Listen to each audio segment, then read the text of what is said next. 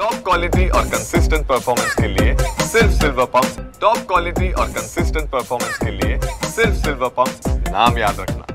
आपलं मराठीला प्राधान्य असलं पाहिजे, मराठी भाषेला प्राधान्य असलं पाहिजे। केंद्र सरकारच्या राजभाषा समितीवर मी 7 वर्ष काम केले।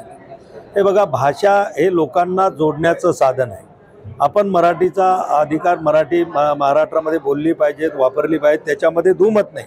पण महाराष्ट्रातला माणूस जर दुसऱ्या राज्यामध्ये गेला आणि त्यानं जर म्हटलं की मी मराठीत बोली, तो त्या ठिकाणी भाषेनं संवाद साधू शकणार आहे का?